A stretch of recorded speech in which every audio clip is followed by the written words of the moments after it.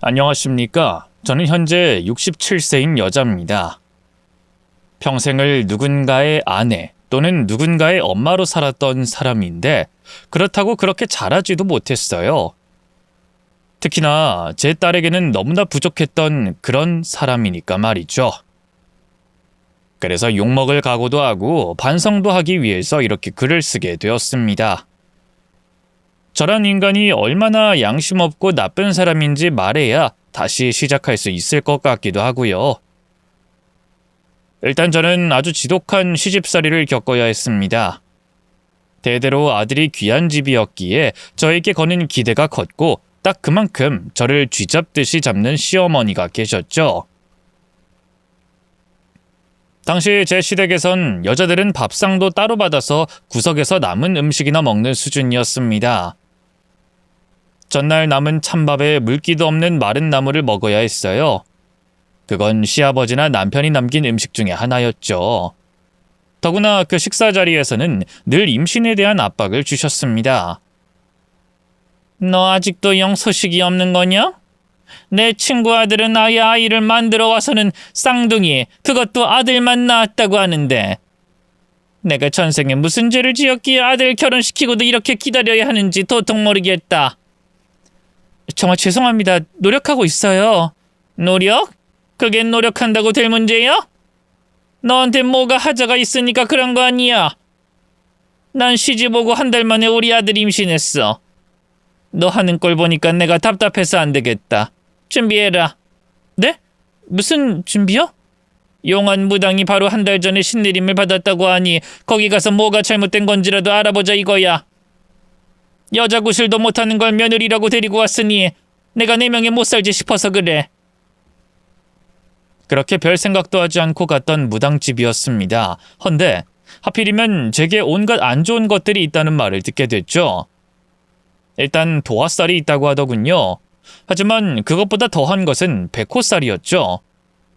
이는 무속에서 아이를 가로막는 강력한 기운으로 자손 운이 약하다고 보고 특별한 굿이나 의식을 통해 이를 막아야 한다고 하더군요. 아마 무당집에서는 굿을 버리고 싶어서 했던 말 같았지만 어머니는 굿은 하지 않겠다고 했습니다. 대신 혼자서 방법을 강구하셨죠. 딱 선무당이 사람 잡는다는 말이 거기에서 온 거였습니다. 어머니는 그 무당에게서 받아온 부적을 제게 쥐어주셨죠. 네 기운 누르는 그런 부적 하나 해달라고 했다. 하나는 베개 아래 깔아두고 또 하나는 속옷에 넣어라. 알았니? 내가 너 때문에 저 세상 빨리 가지 않나 싶다. 어쩜 살이란 살은 다 끼어서는 이래서 다들 결혼 전에 사주팔자를 보는 건데.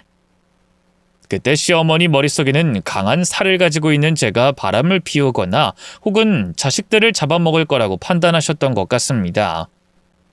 그래서인지 그 이후로 제 기운을 누리려고 더 구박하고 저를 못살게 구셨어요. 남자는 하늘, 여자는 땅을 외치는 시아버지가 만류할 정도로 심하게 말이죠. 한 번은 제게 밥도 주지 않으려고 했는데 시아버지가 지나가는 말로 며느라기 좀 그만 잡아 동네 창피하게 라고 했다는 이유로 그날은 난리가 났었죠. 저 봐라 저 감싸는 꼴을 보라고. 이게 다 네가 흘리고 다녀서 그런 거잖아. 이젠 하다못해서 시아버지한테 꼬리를 쳐? 이래서 도화살이 무섭다고 하는 거야. 천박한 것. 어머니 그게 지금 무슨... 야물아! 어디서 말대꾸야. 네가 그렇게 함부로 하고 다니니까 애가 안 들어서는 거야. 하는 짓만 보면 딱 환양년이지. 그렇게 기를 눌러도 아직도 기가 살아서 저렇게 입을 놀리니? 아휴, 내가 죽어야지. 내가 하루라도 빨리 뒤져야 저거 꼴 안 보고 살지. 그땐 뭘 해도 통하지 않았습니다. 남편도 곁에서 저를 지키려고 해봤지만 그러면 여자 치마 폭에 빠져서 부모도 못 알아보는 놈 취급을 받고 저는 도화살로 자기 아들 꼬여낸 여자 취급을 받아야 했죠. 그렇게 최악의 시집살이를 겪으면서 저는 점점 정신적으로도 지쳐갔습니다. 그런데 딱 7년 만에 아이를 가지게 된 거였죠. 그것도 아들을 말입니다. 우습게도 아들이라는 걸 안 이후부터 시어머니의 태도는 180도 달라지더군요. 어딜 일어나. 됐다. 얼른 앉아. 이거 고기도 좀 먹고. 고기요? 제가 이걸 정말 먹어도 되는 건가요? 그래. 임산부한테 고기는 필수고 과일도 먹이라고 해서 내가 장도 봐왔다. 과일도 좀 먹고 넌 방에 들어가서 좀 쉬고 있으렴. 절대로 무리하면 안 된다. 알았니? 네, 알겠습니다. 저를 언제 구박을 했는지 모를 정도로 시어머니는 살갑게 저를 대해주셨어요. 그리고 남은 임신 기간만큼은 세상에서 가장 편안하게 있도록 배려를 해주셨죠. 만삭이라 배가 뭉치고 허리는 아프고 하는 와중에도 차라리 평생 임신한 채였으면 좋겠네 하는 생각이 들 정도였습니다. 하지만 출산날은 다가왔고 그렇게 첫째인 성현이를 품에 안았어요. 헌데 그 뒤에도 비슷했습니다. 오로지 떡두꺼비 같은 아들을 낳았다는 이유 하나만으로 말이죠. 더구나 성현이는 아기일 때부터 정말 순했어요. 툭하면 울음을 터뜨리는 다른 아기들과는 다르게 방긋거리며 잘 웃고 몸도 건강했죠.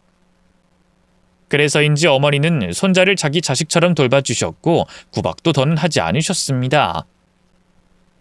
그렇게 마음이 편안하다 보니 둘째를 가지는 것도 어렵진 않았어요. 문제가 있다면 딸이었다는 거죠. 시어머니의 심기는 좋지 않았습니다. 기운이 강한 너한테서 나온 딸이면 걔도 비슷하지 않겠니? 하필이면 우리 성현이 다음이 계집이라는 게 영 찜찜해. 원래 첫째는 아빠를 닮고 둘째는 엄마를 닮는 법이니까.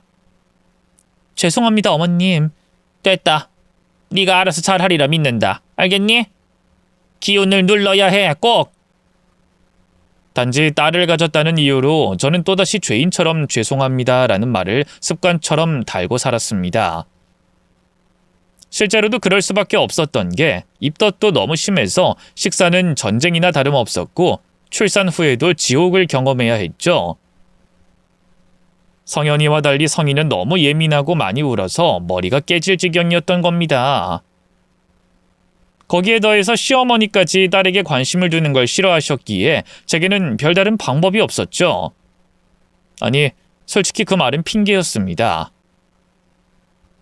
세뇌가 된 건지 원래 그런 인간인진 모르겠지만 아들이 최고라는 생각을 저도 모르게 하고 있었던 겁니다. 때문에 저는 딸을 외롭게 자라게 만들었죠. 아들에게는 늘 새 옷을 입히면서 딸에게는 옆집에서 얻은 신발을 신겼고요. 초반에 남편은 시어머니와 꼭 닮아가는 저에게 몇 번은 경고했습니다. 당신도 좀 적당히 좀 해. 애들도 알 거 다 알아. 기억도 못할 줄 알겠지만 안다고. 또 당신 성현이한테만 과자 사줬지. 성희는 쏙 빼고. 정말 왜 그러는 거야? 지금 당신 하는 짓 보면 정남이가 떨어져. 우리 어머니 아버지는 그렇다 쳐도 요즘 시대가 바뀌었어. 남아 선호 사상? 그게 언제까지 갈 것 같아? 난 모르겠네요. 내가 성희한테 관심 조금만 보이면 시어머니 난리 나는 거 몰라서 그래요? 성현이한테 가야 할 관심 빼앗긴다고 오히려 성희를 미워하는 것보다 나은 거죠. 내가 그나마 중재를 하니까 이 정도인 거고. 그래서 엄마인 당신이 그런다는 거야? 참 잘났다. 아주 잘났어. 어쩜 그렇게 똑같은 짓. 얼마 전 이 채널에 소개됐던 이야기를 들었는데 정확하진 않지만 그분이 그런 말을 했습니다. 부모라고 자식들을 모두 공평하게 좋아하진 않는다고. 누구나 더 좋아하는 자식이 있다고 말이죠. 거기다가 그 외의 자식들에게는 싫어하는 감정과 동시에 자신이 조금 준 사랑의 대가를 돌려받으려고 한다는 내용이었어요. 그걸 듣고 어찌나 양심에 찔리던지 딱 제가 그런 사람이었죠. 아들은 좀 자라고도 성격이 온순했습니다. 반면 딸의 성격은 털털했죠. 나이는 더 어렸지만 저희 동네 골목대장처럼 애들을 이끌고 이리저리 쏘다니기도 했고요. 그때 저는 그런 딸이 마음에 들지 않았습니다. 너는 학교 다녔으면 씻고 엄마를 도와야지. 어딜 그렇게 쏘다녀?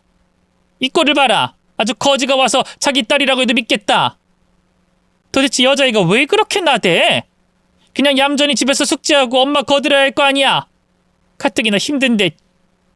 오빠한텐 그런 말도 안 하잖아. 왜 엄마 맨날 나한테만 그래? 오빠랑 너랑 같아? 네가 오빠 판만 닮아봐라.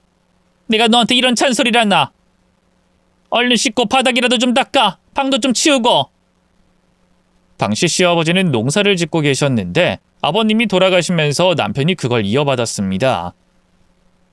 아이들이 어느 정도 큰 뒤에는 저 역시도 남편과 일을 하게 되었고요. 아시는지 모르겠지만 농사라는 것도 유행이 있었습니다. 누가 뭘 키웠는데 대박이 났다 이러면 가서 그걸 배우고 이전의 작물은 포기하는 경우가 많았죠. 그때 우리가 뛰어든 것은 복숭아였습니다. 달고 맛있고 비싸게 팔 수 있는 작물이라서 기대를 많이 했었는데 우린 1년 만에 후회를 했죠. 상상과는 전혀 달랐기 때문이었습니다. 한여름에 작업을 해야 하기 때문에 몸은 고되고 장마철까지 겹치면 상품성도 현저하게 떨어졌죠. 뿐만 아니라 저장을 할 수 있는 과일도 아니었기에 비가 내려도 작업을 해야 했던 겁니다. 그래서 그때부터 저는 딸에게 살림을 가르쳤죠. 몸이 힘드니 짜증을 딸에게 다 냈고 아들은 그저 오냐오냐 키웠던 겁니다. 제가 양심도 없는 그런 엄마였다는 거죠. 그리고 그런 일은 그 뒤로도 계속됐습니다. 제가 핑계를 대던 시어머니가 돌아가신 이후에도 쭉 그렇게 살았죠. 중학교, 고등학교까지 올라간 딸은 농사할 때마다 거들게 만들었고 아들은 온실 속 화초처럼 키웠거든요. 복숭아 농사하면서 수익이 나쁜 것도 아닌데 왜 그렇게 딸에게만은 일을 돕게 했는지 솔직히 지금은 이해가 되지 않습니다. 하지만 그때는 그게 당연하다 생각했고 이상하다는 걸 느끼지도 못했죠. 그런 이유 때문인지 딸은 성인이 되고 공무원 시험을 준비한다며 노량진으로 떠나버렸습니다. 그 뒤에 아들 역시 취업 준비를 하겠다며 서울로 올라갔고요. 저는 매일 아들 걱정을 했었습니다. 행여 춥진 않을까, 제대로 먹지 못하는 건 아닐까 전전긍긍했죠. 그래서 일주일 혹은 2주에 한 번은 꼭 반찬을 싸서 소포로 부치고 했었어요. 보다 못한 남편이 말했죠. 당신한테 자식은 성현이 하나야? 어쩜 사람이 그렇게 모질어? 밖에 나가서 고생하는 건 성희가 더하면 더했지 성현이 오피스텔인가 뭔가 거기서 산다고 안 했어? 또 왜 시비해요? 성인 알아서 잘하니까 그러죠. 걔가 오히려 나보다 더 반찬을 잘 만들어요. 알지도 못하면서 성인이 그게 안 되니까 더 신경 쓰이는 거고. 당신 성이 있는 곳 가봤어? 한 번이라도 가봤냐고? 고시원이 어떤 곳인지 알기나 하고 말을 하는 거야? 난 거기 집 날려주면서 처음 봤어. 15만원짜리 창도 없는 방, 책상 하나 덜렁 있고 합판으로 막아둔 그런 곳에서 살아. 알아? 누우려고 하면 책상 밑에 발이 들어가야 된다고. 난 거기서 하루만 살아도 미칠 것 같던데 거기도 좋다고 웃더라. 그 관짝 같은 곳에서 애가 먹고 입고 공부한다고.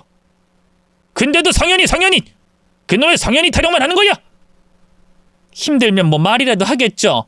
견딜만 하니까 있는 거지. 말을 해봤자 소용없을 거라고 생각해서 아니야? 당신은 성희가 한마디라도 입만 열면 짜증을 내는 사람이잖아. 당신 말투 한 번도 들어본 적 없지? 내가 뭘요? 이렇게 살다 보니 그렇게 된 모양이지. 시집살이 하면서 그렇게 힘들게 살 땐 한마디 거들어주지도 않다가 이제 와서 딸 타령하는 것도 웃겨요. 나도 우리 성현이 좋아. 아들이라 좋고 다 좋다고. 근데 당신 하는 게 그렇잖아. 그놈의 시집살이 이야기하면서도 딸한테 어쩜 그래? 당신 하는 꼴이 우리 엄마보다 더 심해. 진짜 그러다가 당신 평생 후회할 거야. 두고 봐. 하지만 저는 정신을 차리진 못했습니다. 그도 그럴 게 딸은 제가 그렇게 잘하지 않아도 저에게 잘했고 알아서 자기 살 길을 찾아가는 애였어요. 공무원 시험을 준비한다더니 딱 3년 만에 합격도 했고 걱정할 게 하나도 없었죠. 하지만 아들은 그렇지 못했습니다. 회사에 들어갔다가도 힘들면 금방 그만두기 일쑤였고 힘들면 언제라도 제게 이야기를 했거든요. 즉 아들은 제게 아픈 손가락이었던 겁니다. 헌데 딱 그 무렵에 남편이 병에 걸리게 되었어요. 대장암이라는 진단을 받고 수술하고 항암 치료도 했지만 또다시 재발된 상태였죠. 의사가 더는 치료해 볼 수 있는 방법이 없다고 했을 때 남편은 의외로 덤덤했습니다. 이만하면 오래 살았지. 더 살아도 애들한테 피해만 끼치니까 난 됐어. 근데 난 당신이 걱정이야. 이대로 내가 그냥 가면 당신이 어떻게 될지 뻔해. 당신이 무슨 무당도 아니고 뭐가 뻔해요. 내가 다른 건 몰라도 이거 딱 하나만은 말할게. 아들한테 돈 퍼주지 마. 알았어? 당신도 참. 내가 무슨 아들한테 돈을 퍼줬다고. 내가 모를 줄 알아? 이제 우리 나이 생각을 해봐. 당신 고생하고 힘들게 살았다는 거 알아. 내가 다 이해하고 미안하다고 생각은 해. 저는 그런 남편의 말에 고개를 돌렸죠. 죽을 때 되면 철이 든다더니 왜 갑자기 그런 말을 해요? 이게 내 유언이니까. 당신 혼자 살 수 없는 사람인 거 알아. 나랑 그렇게 싸워도 결국엔 나 없으면 잠도 못 자는 그런 사람이잖아. 그래서 내가 재혼이라도 할까 봐요? 해. 차라리 그렇게 해. 자식들한테 매달려 살지 말고 재산도 꼭 쥐고 있다가 죽기 전에 줘. 내 말 이해했지? 애들 좋지, 귀하지. 당신 아들이라면 끔찍히 좋아하는 사람인 것도 알고. 근데 절대 그런 짓은 하지 마. 알았어? 얼른 약속해. 별 시답지 않은 말을 다 듣네. 그냥 털어내고 일어나요. 암에 좋다는 거 먹고 그렇게 하면 또 나와서 일어나는 사람도 있다니까. 약속하라고. 남편은 평생에 그런 짓을 하지 않는 사람인데 기어코 제 새끼손가락을 걸게 했죠. 그리고 2주 후에 제 곁을 떠나고 말았습니다. 솔직히 그때 너무 힘들었어요. 애초에 엄청난 사랑을 해서 결혼을 이어간 것도 아닌데 그래도 제 곁을 묵묵히 지켜준 사람이었기에 딱 죽고 싶다는 생각이 들 정도였습니다. 암에 걸렸다는 소리를 들었을 때도 상상은 해봤지만 상상과 실제는 전혀 달랐죠. 그리고 그때 아들은 제 곁에서 함께 울고 저를 지켜줬습니다. 실제로 그 뒤에는 본가로 내려와서 공무원 시험을 준비했을 정도였죠. 엄마, 난 엄마랑 살 거야. 그러니까 너무 걱정 마. 내가 결혼해도 엄마 모시고 살 거니까. 그 말 진짜야? 성현이 너 나중에 딴소리 하지 마. 알았어? 당연하지. 내가 왜 그런 걸로 거짓말을 해. 엄마랑 사는 게 제일 좋아. 그 이후로 아들의 뒷바라지를 했습니다. 공부할 수 있도록 지원해주는 것도 당연했고 저 나름대로 여기저기 절에 다니며 삼천배를 하며 아들의 합격을 기원했죠. 덕분인지 몰라도 아들은 시험 준비를 시작한 지 5년 만에 합격을 했습니다. 앞서서 딸이 합격한 것에 비해서는 오래 걸리긴 했지만 그래도 마냥 좋았죠. 심지어 아들은 제가 사는 곳 근처를 근무지로 희망했고 그렇게 쭉 함께 살 수 있게 된 겁니다. 그렇게 완벽했던 날만 이어지고 있었을 때였습니다. 딸이 돌연 결혼을 하겠다고 남자를 하나 데리고 왔더군요. 저는 어색하게 인사를 하고 그 사람이 가자마자 딸에게 소리를 질렀죠. 네가 미치지 않고서 저런 놈을 남편감으로 데리고 와? 엄마 죽는 걸 보고 싶어? 오래 만난 사람이고 정말 괜찮은 사람이야. 괜찮아? 저게? 네 눈엔 어디가 괜찮니? 난 아무리 봐도 어디가 좋은지도 모르겠다. 나이는 너보다 10살이나 더 많은 늑다리에 택배기사? 나이 40 넘어서 택배 일하는 그런 남자 지금 괜찮다고 말하는 거야? 팔다리 달린 것 빼면 볼 것도 없는 인간에. 그러는 나는 그냥 난 말단 공무원이야. 난 뭐가 볼 게 있어? 나도 30 넘었어. 나라에서 뽑은 공무원이랑 아무나 뽑은 택배기사랑 같아? 도대체 어쩌려고 그래? 다른 놈이 널리고 널렸어.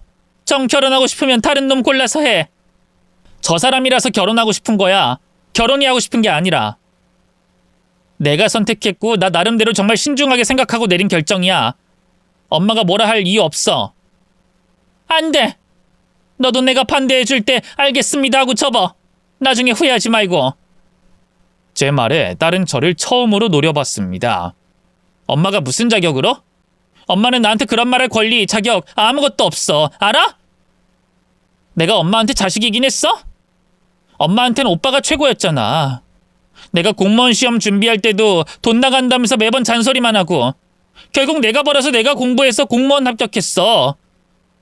그런데도 다달이 용돈은 그렇게 받아가면서 오빠한텐 돈 받은 적 있긴 해? 지금 그게 언제 일인데 아직도 그걸. 예전 일이라고? 나한텐 평생 상처였어. 내가 생일이라도 안 챙기면 난리가 나면서 오빠가 참석 못하면 식사 같이 못해서 오빠 굶어 죽을까봐 걱정이나 했지. 그리고 그게 끝이야? 나랑 오빠가 생일 같은 달에 있다고 매번 오빠 생일에 내 생일까지 같이 했잖아. 그 정도면 됐지? 다른 집은 더하면 더했지 덜하진 않았어. 내가 낳고 키웠는데 그거면 됐잖아. 뭘 더 바란다는 거야? 누가 낳아달래? 부모는 적어도 자식을 낳을지 말진 결정할 수 있지만 자식은 그냥 태어난 거야. 더구나 난 태어나 버린 거고. 나더러 뭘 더 어쩌라고? 성인 너! 저는 몸을 부들부들 떨었습니다. 딸은 표정을 일그러뜨리면서도 눈물을 뚝뚝 흘리고 있었죠. 내 이름 부르지 마! 왜 오빠 이름은 별성애 어질현이고 내 이름은 덜성애 마를희야? 자식 이름을 이렇게 지어놓고 뭐? 엄마? 그건 너희 할머니가 네 기가 세다고 이름이라도 눌러야 한다고 그래서. 할머니 핑계대지 마. 엄마도 아무렇지 않아 했다는 거 내가 알아. 아니, 오히려 할머니보다 엄마가 더 나빠. 그러니 내 인생에 간섭하지 마. 제가 잘했다는 건 아니지만 아마 제 입장에서는 누구라도 그렇게 했을 겁니다. 딸에게 못한 것은 변명할 수도 없지만 사위라고 데리고 온 사람의 나이, 직업은 둘째로 치더라도 아픈 노모를 모시고 살고 있어서 반대를 할 수밖에 없었죠. 딸에게 잘한 것은 아니지만 그렇다고 못하길 바란 건 더더욱 아니었으니까요. 하지만 그 길로 딸은 저와의 인연을 끊어버렸습니다. 그 사이 결혼은 한 건지 소식도 없었고요. 그리고 얼마 안 가서 아들이 결혼할 사람을 데리고 왔죠. 나이는 아들과 동갑이었고 부모님이 미국에서 살고 있다고 했습니다. 더구나 직업은 대기업에 다니고 있었고요. 어찌나 사근사근하고 참한지 눈길이 계속 가는 사람이었죠. 심지어 인사드리러 온 날에 이런 말도 하더군요. 저희는 의견 나눴어요. 어머님이랑 같이 살기로요. 저도 부모님이랑 떨어져서 살다 보니 부모님 정이 그립기도 해서 그렇게 하겠다고 했고요. 어떠세요? 정말? 나야 그럼 너무 좋긴 한데 요즘 세상에 그렇게 하는 아들이 어딨겠어. 성현 씨가 그러던데요. 어머님이 아드님 정말 잘 키우신 것 같아요. 너무 부러워요. 그런 아들 낳으려면 성현 씨랑 결혼은 당연히 해야겠죠? 농사만 짓던 사람이라 잘은 몰라도 며느린 참 세련된 아이였습니다.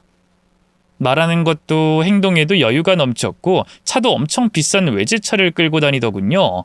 그런데 문제는 공무원 일을 막 시작한 아들에게 결혼할 자금이 부족했다는 겁니다. 아들은 제게 우는 소리를 했죠.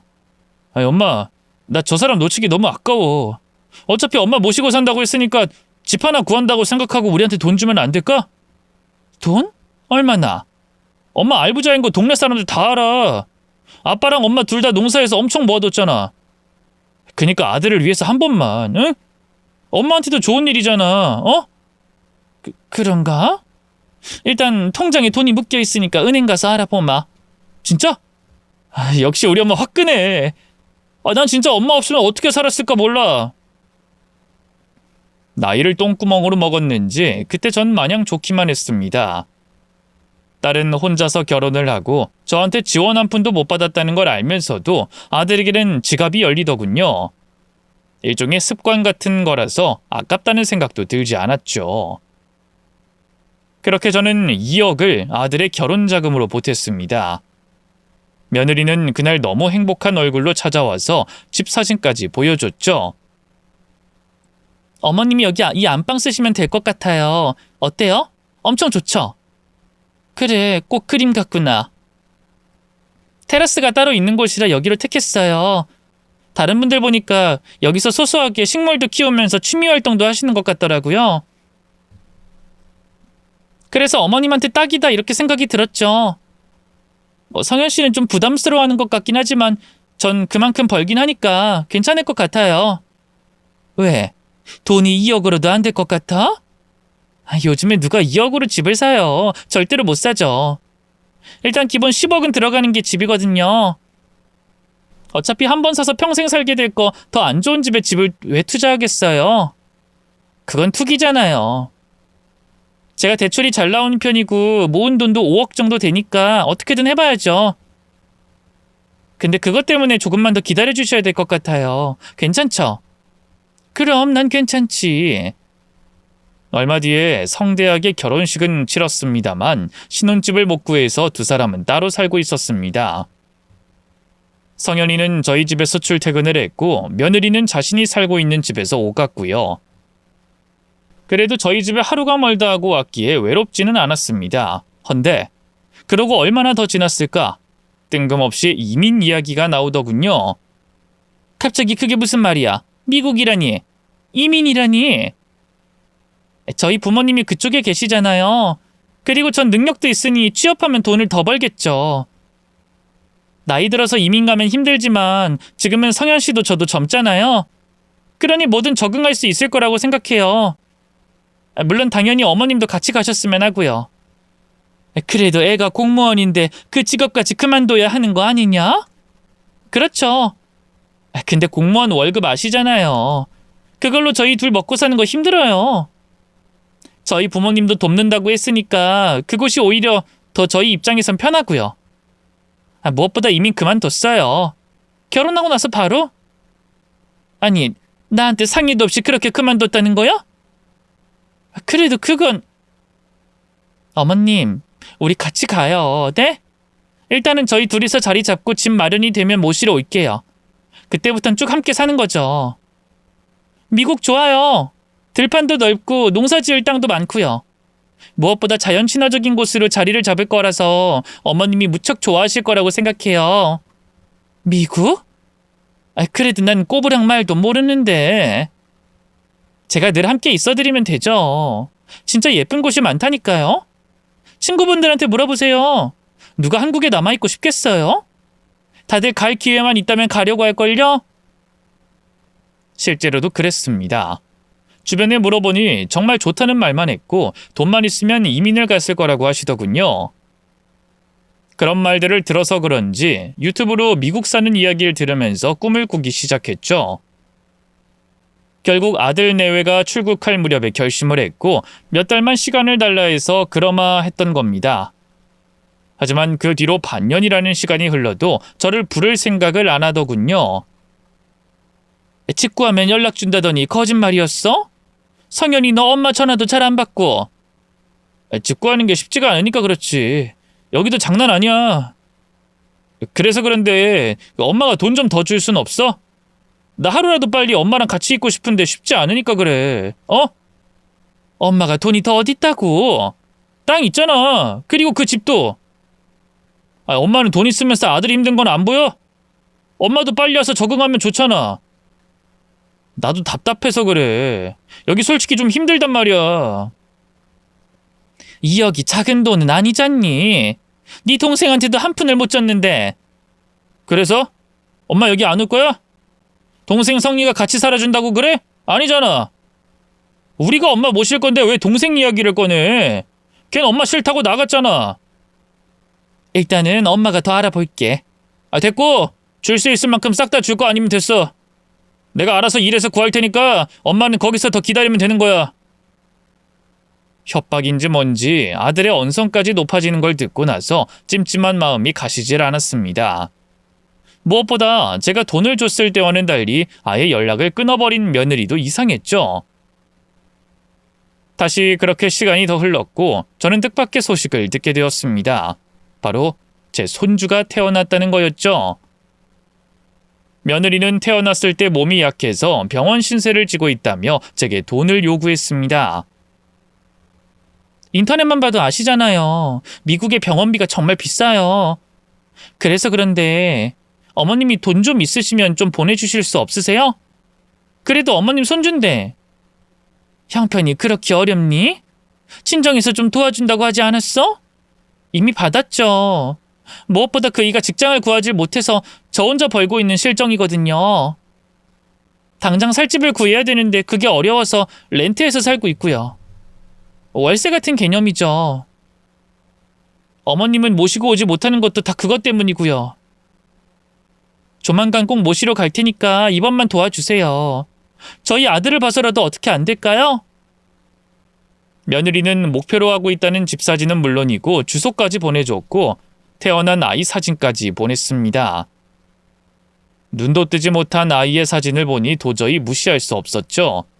특히나 제 아들이 그곳에서 일도 못 구하고 있다는 소식은 제 가슴을 더 쓰리게 만들었습니다. 그래서 있는 돈을 탈탈 털어서 1억을 송금했고요.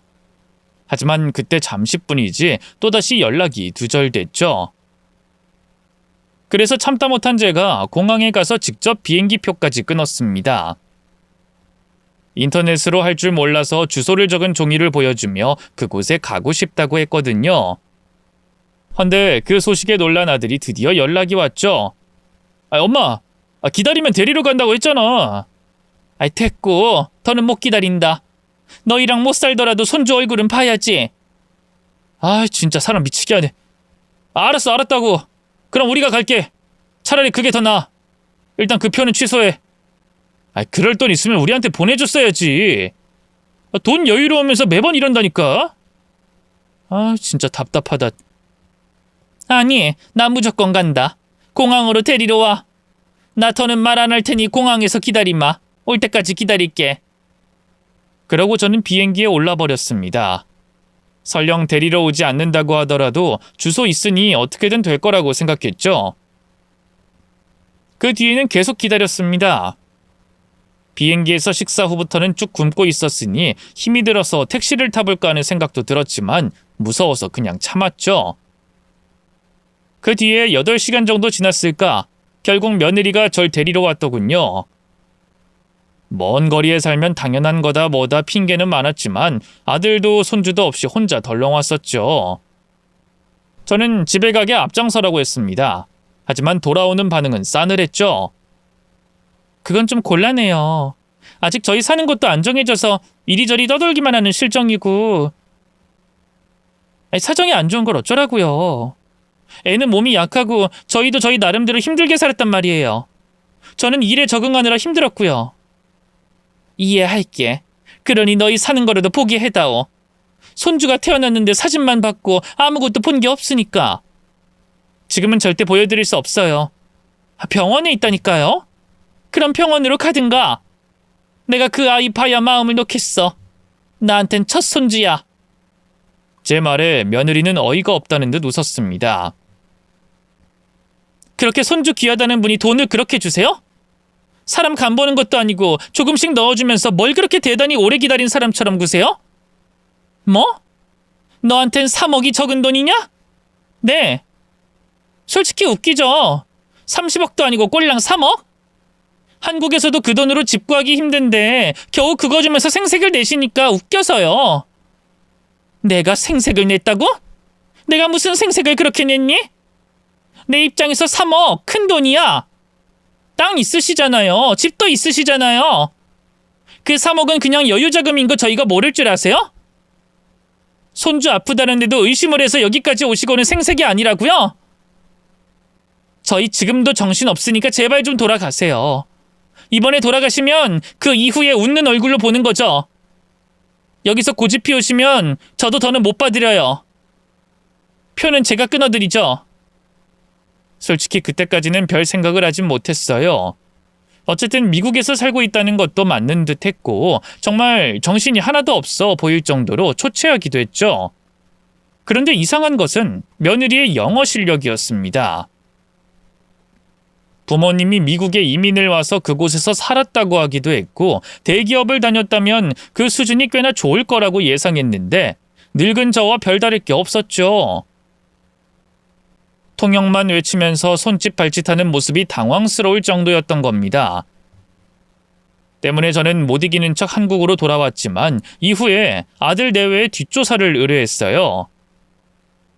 미국이라고 하니 돈을 더 많이 내야 했는데 이틀 뒤에 갑자기 돈 절반을 돌려줬죠. 왜 이걸 돌려주세요? 혹시 조사 못한다고? 그게 아니라 혹시나 하고 출국 기록까지 알아봤는데 미국에 간 건 최근에 한 번? 그것도 왕복으로 오가는 비행기에 며느님 혼자만 타고 내렸던 흔적만 있더라고요. 이런 경우 종종 있어요. 미국에서 산다고 말만 하고 한국 어디에 머물러 있는 경우요. 애들이 저한테 거짓말을 했다는 건가요? 네, 그렇다고 할 수 있죠. 그래서 착수금 일부를 돌려드린 거고요. 뭐 더 조사는 하겠지만 일단 주소는 알아냈습니다. 여기서 종료하시겠어요? 아니요, 더 알아봐 주세요. 아들을 낳은 것도 거짓말인지 알고 싶은데요. 저는 바로 찾아가지 않고 조사가 끝나길 기다렸습니다. 그랬더니 더 최악의 상황이 튀어나왔죠. 며느리의 직업, 학력, 나이까지도 모든 게 가짜였던 겁니다. 그리고 태어났다는 손주는 아들이 아니라 딸이었고 아픈 곳은 없었죠. 더구나 아들이 공무원을 그만두고 시작한 일이 다단계라는 것까지 너무나 충격적이었습니다. 애초에 그게 며느리가 이제까지 해왔던 일이었고요. 저는 당장에 아들이 살고 있다는 곳으로 갔습니다. 그리고 마침내 아들 내외를 만나게 되었죠. 엄마, 너 어쩜 이렇게 날 속일 수가 있어? 나랑 사는 게 싫었다면 차라리 말을 하지. 돈 빼돌려서 그걸 다단계 회사에 넣어? 제 말에 발작하듯 며느리가 소리를 질렀죠. 지금 다단계라고 했어요? 멀쩡히 이름 달고 합법적으로 운영하는 곳이에요. 아무것도 모르면서 왜 그따위로 말씀을 하세요? 우리 뒷조사했어요? 그래? 그럼 왜 날 속였어? 너 삼성 다닌다며 나한테 그러지 않았니? 더구나 멀쩡한 내 아들 공무원까지 그만두게 만들고 여기가 미국이야? 내 얼굴 보자마자 빌어도 모자랄 판에 손주도 아들이 아니라 딸이던데 너한테 진실이 있긴 하니? 제가요? 제가 왜 그래야 하는데요? 아들한테 그 정도도 못해줘요? 더구나 어머님 딸이라면 질색을 하신다면서요? 아들이 최고라고. 요즘 세상에 딸이 얼마나 귀한데. 뭐? 그래서 날 속였다고 하는 거니? 네. 저도 성현 씨한테 다 들었어요. 자기 동생이 어떤 취급을 받았는지, 어머니가 얼마나 남아선호사상으로 미쳐있는지도요. 그래서 저희 아이 가졌을 때 미국 간다고 거짓말한 게 전부였어요. 제 딸이 왜 그런 취급을 받아야 해요? 그러니까 저희는 어머님 때문에 이렇게 된 거니 빌 필요가 없죠. 어머님이 인생을 잘못 산 거죠. 따박따박 따지는 며느리와는 별개로 놀라서 말도 잘 못하는 아들을 끌고 집에 가려고 했습니다. 하지만 아들 역시 저와 가길 거부했죠. 하지만 정작 문제는 그 뒤였어요.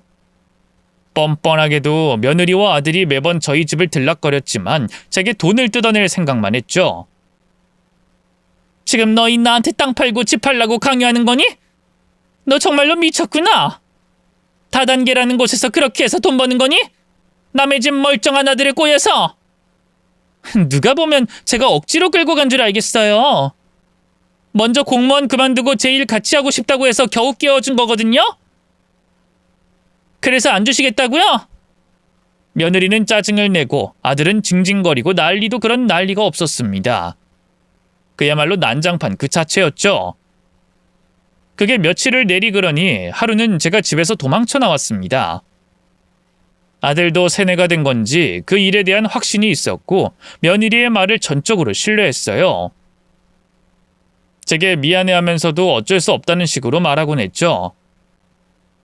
그렇게 결국 저는 인정해야 했습니다. 제가 아들을 잘못 키웠다는 걸요. 온실 속의 화초처럼 세상 험한 거 겪지 않게 키운 대가가 그거였던 겁니다.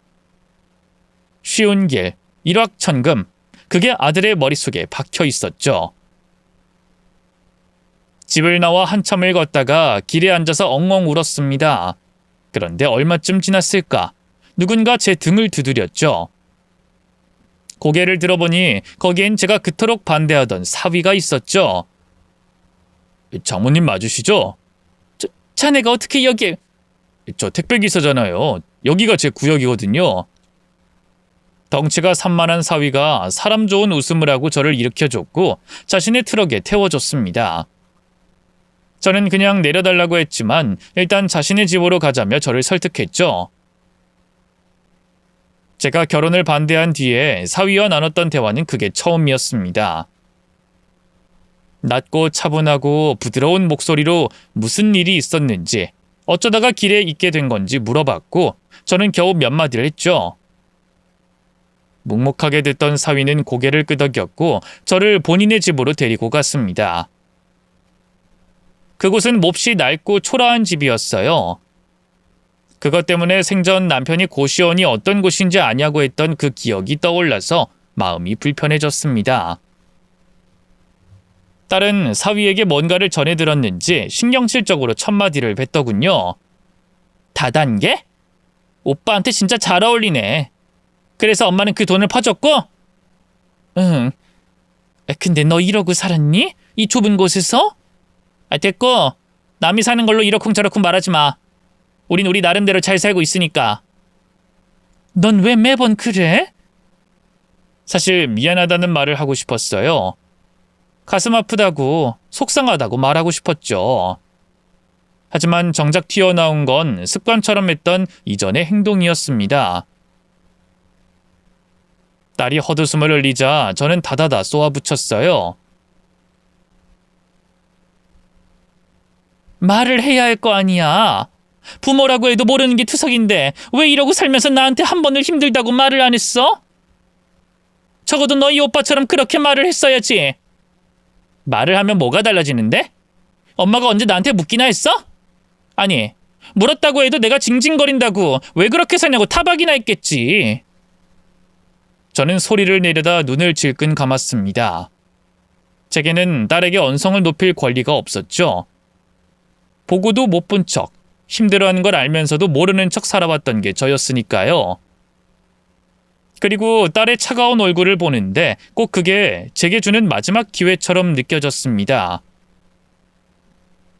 만약 제가 키운 게 자식이 아니라 식물이었다면 아들은 너무 많이 줘서 뿌리가 썩어 죽고 딸은 물을 주지 않아 바짝 말려서 죽였을 거라는 것도 깨달았고요. 하지만 그 모든 게 누군가의 탓이 아니라 온전히 제 잘못이라는 걸 인정했죠. 미안하다. 엄마가 너한텐 정말 미안해. 너한테 그랬으면 안 되는 건데 너한테 이제 와서 용서 그런 건 바라지 않는다. 다만 처음이자 마지막으로라도 너한테 뭔가 해주고 싶어. 나 바라는 것도 없어. 아니, 바랄 생각은 전혀 없다. 자식 노릇할 필요도 없고 강요도 하지 않을 거야. 그러니 딱 한 번만 나한테 기회를 줄 수 있니? 갑자기 왜 이래? 맞아, 갑자기 이러는 거. 너희 아빠 죽으면서 너희 오빠한테 돈 다 퍼줄까 봐 유언 남기고 갔었어. 그래서 나 아무리 아들이라고 해도 다 준 거 아니다. 내 아들이 최고라고 생각한 건 맞아. 하지만 그렇다고 네가 내 자식이 아니라는 생각은 해본 적이 없어. 그래서 남은 재산 처분해서 너한테 다 주고 싶어. 그래야 내가 숨 좀 쉴 것 같고. 됐어. 이제 와서 그런 거 해도 소용없거든? 깊어진 감정의 골은 좀처럼 쉽게 채워지진 않았습니다. 저 역시 용서를 강요하고 싶지 않았고요. 다만 더는 후회하고 싶지 않았죠. 그래서 그날 이후로 딸에게 못해준 것들을 하나씩 해주겠노라 다짐했습니다. 집에서 반찬도 만들어서 택배로 보내주고 예쁜 옷 입으면 그것도 보냈죠. 그러던 어느 날 또다시 며느리와 아들이 저희 집을 찾아왔습니다. 제게 돈을 맡긴 사람처럼 돈을 내놓으라고 하더군요. 심지어 아들은 눈이 돌아 저희 집 집문서를 뒤졌고 며느리는 절 잡고 또 이상한 소리를 늘어놨죠. 제가 비밀 하나 알려드려요? 성현 씨 빚 엄청 많아요. 원래 다단계라는 게 능력이 없으면 빚을 지는 구조라서요. 그러니까 어머님이 구해줘야죠. 저대로 아들 신용불량자 만들고 싶으세요? 저렇게 날뛰는 것도 다 어머님 돈 찾아주려고 하는 건데. 너 정말 정상이 아니구나. 감히 우리 아들한테. 제가 떨면서 말하자 며느리는 씩 웃었습니다. 말 조심하셔야죠. 전 어머님이 제게 한마디 할 때마다 아들한텐 2배, 아니 10배로 불려서 주는 사람이니까요. 그게 제 인생 모토죠. 그니까 가요. 어디에? 부동산이요. 얼른 가서 팔고 깔끔하게 아들 풀어주자고요. 어때요? 며느리는 제 손목을 끌었고 아들은 장롱을 뒤지다가 결국 제가 숨겨둔 땅과 집문서를 찾아냈죠. 그리고 제 인감까지도 손에 들고 좋아서 뛰어왔습니다. 그런데 그 순간 며느리가 바닥에 고꾸라졌죠. 뒤이어 불쑥 나타난 제 딸이 아들의 뺨을 강하게 내리쳤습니다. 그러자 제 아들은 소리를 지르며 딸에게 달려들더군요. 야, 이게 미쳐서 감히 오빠한테... 너 돌았어? 저는 그 둘 사이에 끼어들면서 아들을 막았죠. 그만해라! 엄마는 비켜! 저게 버릇없이 날 때렸다고! 엄마가 뭐라고 해야지 왜 날 말려! 소리를 꽥꽥 지르는 아들을 보던 저는 뒤이어 아들의 뺨을 때렸어요. 아들은 놀라서 손으로 얼굴을 가린 채 굳어버렸고 며느리가 제게 소리를 지르더군요. 어머님 고소할 거예요. 못할 줄 알아요? 집안이 싹 다 돌았어. 자식한테 주는 돈 아까워서 움켜쥐고 있는 년이나 차별받아서 절연한 주제 나대는 딸년이나. 야, 너 지금 나한테 뭐라고 했어? 딸은 며느리의 머리채를 움켜잡고는 질질 끌고 구석으로 가서 뺨을 몇 번을 때렸습니다. 그걸 말리려는 아들은 사위가 잡았고 체구가 작은 아들은 꼼짝도 못했죠. 며느리는 몇 대 맞은 뒤에 제 앞에 끌려 나왔습니다. 엉망이 된 머리로 경찰 신고만 외치고 있었는데 딸이 다시 머리카락을 움켜잡고는 고개를 들게 만들더군요. 그리고는 말했죠. 우리 엄마야. 근데 감히 너 따위가 우리 엄마한테 함부로 해? 엄마 욕할 사람 나 말고 세상에 없어. 그러니까 입 찢어버리기 전에 좋은 말로 할 때 가만히 있어. 딸이 사위에게 눈짓을 하자 사위는 성현이를 그 옆에 무릎을 꿇게 했습니다. 그리고는 양손으로 두 사람이 일어나지 못하게 눌렀죠. 딸은 절 부축해서 소파에 앉게 했고 그 옆에 다리를 꼬고 앉았습니다. 뒤이어 성현이에게 질문을 했죠. 돈 더 가져오면 본전은 찾게 해주겠다. 혹은 그보다 더 큰 돈을 만질 수 있게 해준대? 성희야, 내 말 좀 들어봐. 이거 진짜라니까? 다단계가 아니라 진짜라고. 근데 점수가 좀 부족해서 실적이 있어야 하니까 그 뒤엔 더 큰 돈이 따라온다니까? 그 돈 포기해. 절대로 안 들어와. 오빠가 번 돈, 아니 벌었다고 생각한 그 돈 없어. 아니야, 넌 몰라. 그 회사가 진짜 안정적이고 오빠가 멍청할 뿐이지 나쁜 인간이라는 생각은 안 해. 만약에 또 한 번 그 소리 해봐. 내가 오빠 아갈머리 찢어버릴 테니까. 그리고 내가 또 하나 더 말해줘? 오빠 딸, 오빠 친딸 아니라는 거. 신분은 따로 있어. 그 말에 발끈한 며느리가 따졌죠. 무슨 근거로 그런 헛소리래요? 성현씨 듣지 마. 우리가 질투나서 그런 거야. 우리 딸이 왜 당신 딸이 아니겠어? 생각을 해봐. 딸은 그 말에 웃으면서 성현이에게 서류 하나를 던졌습니다. 그건 유전자 검사 결과였죠. 저도 곁눈질로 슬쩍 봤는데 결과는 친자 일치였어요. 그런데 거기에 적힌 이름이 달랐죠. 엄마가 울고불고 한 뒤에 우리가 오빠 집 이제까지 지켜봤어. 그러다가 저 여자가 만나는 남자와의 대화도 듣게 됐고 자기 딸 안부를 묻더라. 그래서 내 남편이랑 가서 그 인간만 잡아냈고 협박하니까 알아서 다 불더라. 그리곤 친히 자기 딸이 쓰던 칫솔까지 가지고 와서 우리한테 넘겨주던데? 그걸로 검사했어. 못 믿겠으면 다시 가서 해봐. 누구 말이 맞는지. 딸은 성현이에게 며느리와 남자의 사진까지 보여줬고 누가 봐도 두 사람은 연인처럼 보였습니다. 두 사람이 걸어가는 뒷모습이었지만 남자가 며느리의 엉덩이를 움켜쥐고 있는 그런 사진이었으니까요.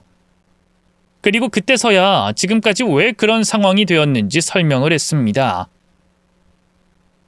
연애를 할 때만 해도 대기업을 다닌다는 걸 믿었다고 했어요. 그런데 결혼을 앞두고 더 좋은 일이 있다며 이직을 한 곳이 그 다단계 회사였다고 했습니다.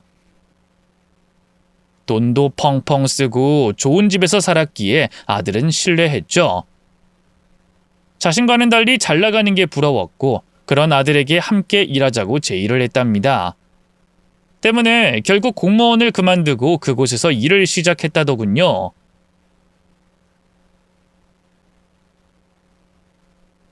좋은 투자회사라고 들었어. 보증금이 필요하다고 해서 내가 번 돈을 다 줬고 그 다음엔 엄마가 다시 1억을 줬지. 그게 2억으로 돌아왔을 때 난 믿었던 거야. 근데 돈 씀씀이가 점점 커졌고 언제라도 다시 그 돈을 벌 수 있다고 생각했기에 걱정도 되지 않더라고. 근데 주지 않았겠지. 더 큰 돈을 달라고 했으니까. 맞지? 좋은 기회라고 했어. 3억만 만들어서 내면 6억으로 준다잖아. 그럼 엄마한테 빌린 돈도 다 갚을 수 있게 되는 거고. 그래서 난 잠깐 쓰고 돌려줄 생각이었어. 아들은 제 돈을 돌려주려고 그렇게 그 일에 매달린 거였고, 며느리는 제가 준 돈으로 부자인 척하며 아들에게 희망 고문을 해왔던 겁니다. 결국 그 돈은 돌고 돌아서 일부는 다단계 회사로, 또 일부는 유흥으로 쓰였던 거지만요. 다행이라고 해야 할지 며느리는 제 딸에게 몇 대 더 맞고는 이실직고를 했습니다. 그 뒤로는 아들 내외를 고소했고요. 하지만 아들의 경우 저는 고소 의사를 따로 밝히지 않았기에 사건은 종결되었고 며느리만 소송까지 가게 됐죠. 안타깝게도 돈은 돌려받지 못했어요. 사기라는 게 그랬죠. 3억이라는 돈, 솔직히 아깝죠. 자다가 벌떡 일어나 가슴을 쓸 정도로 힘든 일이었고요. 한여름에 몇 번이나 쓰러지면서 남편과 열심히 농사해서 손해진 돈을 다 날렸으니 오죽했겠습니까? 하지만 그 돈이 아니었다면 전 아마 깨닫지 못했을 겁니다. 제가 자식을 잘못 키웠고 그걸 어느 순간에는 인정해야 된다는 걸 말이죠. 현재 아들은 작은 중소기업에 입사해서 열심히 살고 있습니다. 저는 딸과 극적인 화해를 했고요. 실제로 사위와 딸 모두 제게 함께 살자고 제의를 했고 저도 마음은 그러고 싶었습니다. 하지만 그렇게 하고 싶진 않았어요. 딸이 용서를 해줬다고 해서 없던 일이 되는 게 아니라는 걸 알아버렸으니까 말이죠.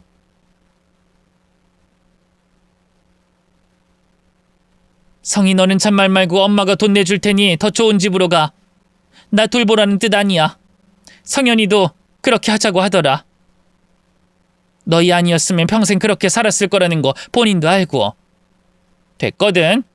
우리가 사는 게 이래 보여서 그렇지 엄마보다 잘 살아. 뭐? 엄마한테 거짓말할 필요 없어. 엄마 진심이야. 돌봐달라는 것도 아니고. 진짜야. 나랑 이 사람 돈 악착같이 모아서 아파트 샀어. 그거 세놓고 여기서 살고 있는 거야. 5년, 아니 이제 3년 후에는 그 집에 들어갈 거고. 사위도 부끄럽다는 듯 허허 웃는 걸 보니 거짓말은 아닌 듯 했습니다. 실제로 서류상으로도 딸의 명의로 아파트가 있더군요. 근데 그걸 보니 눈물이 났죠. 공무원 월급으로 도대체 어느 정도로 절약을 했으면 아파트를 샀을까 싶은 마음에 저도 모르게 엉엉 울었습니다. 그렇게 결심하게 된 거였죠. 거의 40년 가까이 아들을 위해 살았으니 남은 인생은 딸에게 주기로 말입니다. 그렇게 현재 저는 혼자 살고 있어요. 때 되면 딸에게 반찬도 보내고 용돈까지 주면서 못해준 것들을 하나씩 하고 있죠. 너무 늦었다는 것도 제가 못난 엄마라는 것도 너무나 잘 알고 있습니다. 하지만 아예 멈추고 포기하는 것보다는 제 선택이 옳다고 그렇게 생각하고 있죠. 그러다 보면 아주 조금은 딸의 상처가 아물지 않을까 기대해 봅니다. 끝으로 저와 비슷한 사람들에게도 꼭 이야기하고 싶어요. 늦었다고 생각하지 말라고 말이죠. 아이들은 원해서 세상에 태어난 게 아니니 부모가 모든 책임을 지는 게 당연한 거라는 것도요. 또 다들 아시잖아요. 이미 자식이 태어났을 때 기쁨을 다 받았다는 거 말이죠. 저 역시 그때 다 받아놓고 뭘 더 받으려고 했는지 후회가 됩니다. 저처럼 땅을 치며 후회하지 말고 오늘이 마지막인 것처럼 사랑을 나눠주고 관심을 줬으면 좋겠네요. 그리고 저도 이제는 정신 바짝 차리고 혼자 서는 연습을 하려고요. 더는 자식들에게 기대지 않고 든든한 버팀목이 되어줄 생각이거든요. 아, 그리고 딸의 이름도 한자만이라도 개명을 해줄 계획입니다. 장명소에 찾아갈 계획이긴 한데 혹시나 성희라는 이름의 예쁜 한자어를 알고 계시는 분들이 있다면 추천도 부탁드릴게요. 긴 이야기 들어주셔서 너무 감사하고요. 반성하면서 앞으로 살아갈게요. 고맙습니다.